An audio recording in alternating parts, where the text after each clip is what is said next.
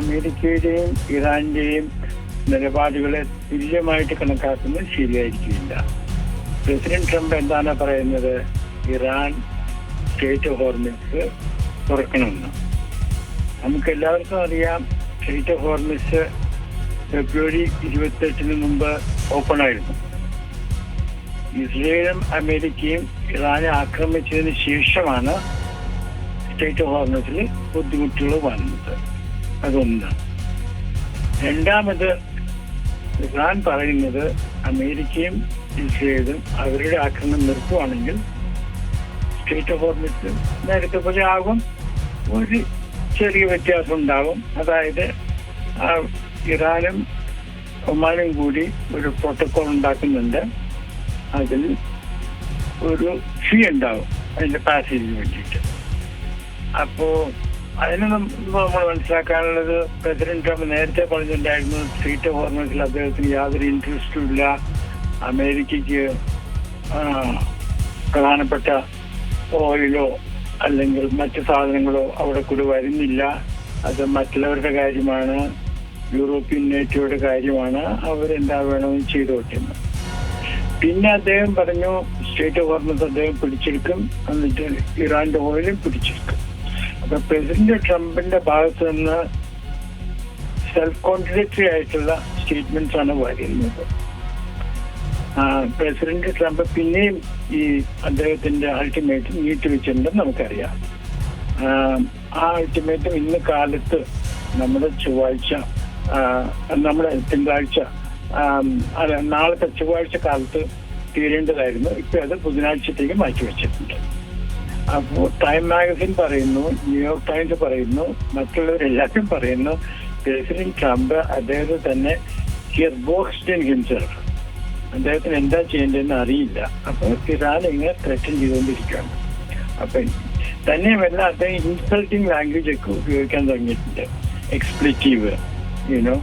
അപ്പോ അതിന്റെ അർത്ഥം എന്താണ്? ഇറാന് ഒരു കോംപ്രമൈസ് വേണമെങ്കിൽ തന്നെയും ആ കോംപ്രമൈസിലേക്ക് ചേരാൻ ഇറാന് ബുദ്ധിമുട്ടാകും. കാരണം ഇദ്ദേഹത്തിന്റെ ഇൻസൾട്ട് കൊണ്ടാണ്, ഇദ്ദേഹത്തിന്റെ ത്രെറ്റനിങ് ലാംഗ്വേജ് കൊണ്ടാണ് ഇറാൻ അത് സംഭവിച്ചെന്നുള്ള ഒരു ധാരണ വരും. അപ്പോ അതാണ് ഇപ്പൊ നടക്കുന്നത്. എന്റെ അഭിപ്രായത്തിൽ മിക്കവാറും പ്രസിഡന്റ് ട്രംപ് ചില കാര്യങ്ങൾ ചെയ്തേക്കും. ഒന്നോ രണ്ടോ. ഒന്ന്, ഒരു കമാൻഡോ ഓപ്പറേഷൻ ഒരുപക്ഷെ നടത്തിയേക്കും.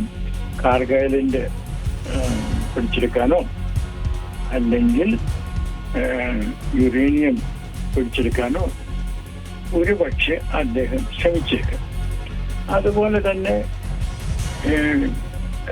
സ്റ്റേറ്റ് ഓഫ് ഹോർമസും കൺട്രോൾ ചെയ്യാനും അദ്ദേഹം ശ്രമിച്ചേക്കാം. പക്ഷേ ഇതിന്റെ പശ്ചാത്തലത്തിൽ നമ്മൾ മനസ്സിലാക്കേണ്ടത്, സെക്രട്ടറി ഫോർ വാർ പീറ്റ് ഹെക്സറ്റ് അദ്ദേഹം ആർമി ചീഫ് ഓഫ് സ്റ്റാഫിനെ വേറെ 2 ജനറൽസിനെയും ഡിസ്മിസ് ചെയ്ത് കഴിഞ്ഞു. അപ്പോ ചുരുക്കി പറഞ്ഞാൽ പ്രസിഡന്റ് ട്രംപിന് വലിയ ദേഷ്യമാണ്. അപ്പോ ഭഗവത്ഗീത എന്താണ് നമ്മൾ പറയുന്നത്? ദേഷ്യം വരുമ്പോൾ മെമ്മറിക്ക് കുഴപ്പമുണ്ടാവും. മെമ്മറിക്ക് കുഴപ്പമുണ്ടാകുമ്പോൾ ജഡ്ജ്മെന്റിന് കുഴപ്പമുണ്ടാവും. ജഡ്ജ്മെന്റിന് കുഴപ്പമുണ്ടാകുമ്പോൾ റൂയിനുണ്ടാവും. അപ്പൊ അദ്ദേഹം 3ാമത്തെ നിലയിലാണ്, ജഡ്ജ്മെന്റ് കുഴപ്പത്തിലാണ്. തന്നെയുമല്ല, അദ്ദേഹം വിയറ്റ്നാമിന്റെ കാര്യം എത്ര നാള് നീണ്ടു നിന്നു, 19 കൊല്ലം ഇത്ര ദിവസം എന്നൊക്കെ പറഞ്ഞല്ലോ അദ്ദേഹത്തിന്റെ സ്പീച്ചിൽ, നമ്മളെല്ലാവരും ഓർക്കുന്നുണ്ടല്ലോ. പക്ഷേ ഒരു കാര്യം ഞാൻ വിയറ്റ്നാമിന്റെ കാര്യത്തിൽ പറയാൻ ആഗ്രഹിക്കുന്നു. ഒരു സമയത്ത് 5 ലക്ഷം അമേരിക്കൻ സോൾജേഴ്സ് വിയറ്റ്നാമിലുണ്ടായിരുന്നു. ഒരു സമയത്തെ ആകെപ്പാടെ 9 മില്യൺ, ഏതാണ്ട് 90 ലക്ഷം അമേരിക്കക്കാർ സോൾജേഴ്സ് അവിടെ സെർവ് ചെയ്തിട്ടുണ്ട്. എത്ര പേര് കൊല്ലപ്പെട്ടു എന്ന് ചോദിച്ചാൽ, എന്റെ ഓർമ്മ ശരിയാണെങ്കിൽ 50,000 ചിലർ കൊല്ലപ്പെട്ടു. അത് കഴിഞ്ഞിട്ട് എന്താ സംഭവിച്ചത്? ഏപ്രിൽ 30 1975 അമേരിക്കൻ അംബാസിഡർ പിന്നെ അമേരിക്കൻ എംബസിയുടെ ബാൽക്കണിയിൽ നിന്ന് ഒരു ഹെലികോപ്റ്ററിൽ അദ്ദേഹത്തെ ഇവാക്യൂട്ട് ചെയ്തു. അപ്പോൾ ഇത് ബേസിക്കലി ഒരു എസിമെട്രിക്കൽ വാറാണിത്. മിലിറ്ററി കേപ്പബിലിറ്റിയോ GDP ഒക്കെ നോക്കുവാണെങ്കിൽ അമേരിക്കയ്ക്കും ഇസ്രയേലിനും ഇറാനേക്കാൾ 100 മടങ്ങ് ശക്തിയുണ്ട്, മനസ്സിലായിട്ട്. പക്ഷേ എന്താ സംഭവിച്ചു വിയറ്റ്നാം വാറിൽ? അതുപോലെ ഇവിടെയും സംഭവിക്കാൻ സാധ്യതയുണ്ട്. അപ്പോ ഇറാൻ ചെയ്യേണ്ടത് പ്രസിഡന്റ് ട്രംപിന് മാന്യമായിട്ട് പിൻവാങ്ങാനൊരു അവസരം കൊടുക്കുക. അപ്പൊ ഇറാൻ ഒരു പ്രസ്താവന പുറപ്പെടുവിക്കണം.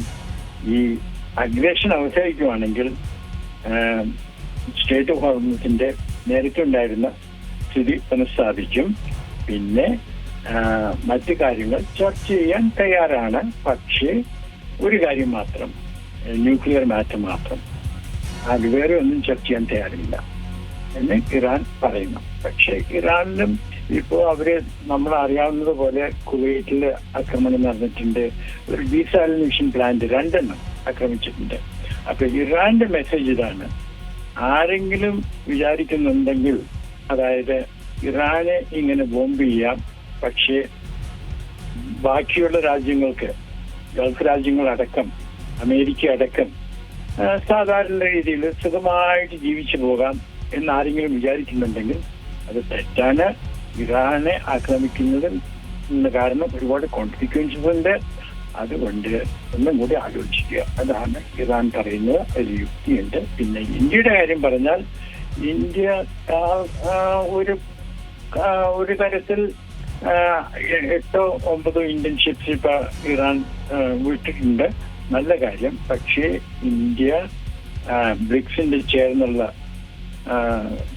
പൊസിഷനിൽ, അല്ലെങ്കിൽ ഗ്ലോബൽ സൗത്തിന്റെ ലീഡർ എന്നുള്ള പൊസിഷനിൽ ഇന്ത്യ ഇതുവരെ മിണ്ടിയിട്ടില്ല. അത് തെറ്റാണ്. കാരണം ചില വൃത്തങ്ങൾ ഇവിടെ പറയുന്ന സോഴ്സസ് ഡൽഹി പറയുന്നത് UAE ഉണ്ട്, സൗദി അറേബ്യ ഉണ്ട്, ഇറാൻ ഉണ്ട്. അത് ഈ 3 രാജ്യങ്ങൾക്കും സ്വീകാര്യമായ ഒരു കോമൺ ലാംഗ്വേജ് കണ്ടുപിടിക്കാൻ ബുദ്ധിമുട്ടാണെന്നാണ്. അതൊരു പക്ഷേ ശരിയായിരിക്കും. പക്ഷേ എന്റെ സംശയം അതല്ല. എന്റെ സംശയം Israel, UAE, Saudi Arabia, Iran, ഈ 4 രാജ്യങ്ങളെയും സ്വീകാര്യമായ ഒരു ലാംഗ്വേജ് കണ്ടുപിടിക്കാൻ തീർച്ചയായിട്ടും സാധിക്കില്ല. അതാണ് ഇന്ത്യ ഒരുപക്ഷെ ഇതിൽ നിന്നും പിന്മാറിയിരിക്കുന്നത്. അത് ശരിയല്ല. ഇന്ത്യ വ്യക്തമായിട്ട്, ധൈര്യമായിട്ട്, ദൃഢമായിട്ട് സംസാരിക്കണം. അല്ലെങ്കിൽ ഇന്ത്യയുടെ ഗ്രേറ്റ് പവർ അംബിഷൻസ് എല്ലാം നമുക്ക് ഫ്രീസറിൽ വെച്ചേണ്ടി വരും. ഏറ്റവും പുതിയ വാർത്തകളും വിശേഷങ്ങളും വിരൽത്തുമ്പിലറിയാൻ സീ മലയാളം ന്യൂസ് എല്ലാ ഡിജിറ്റൽ പ്ലാറ്റ്ഫോമുകളിലും ലഭ്യം.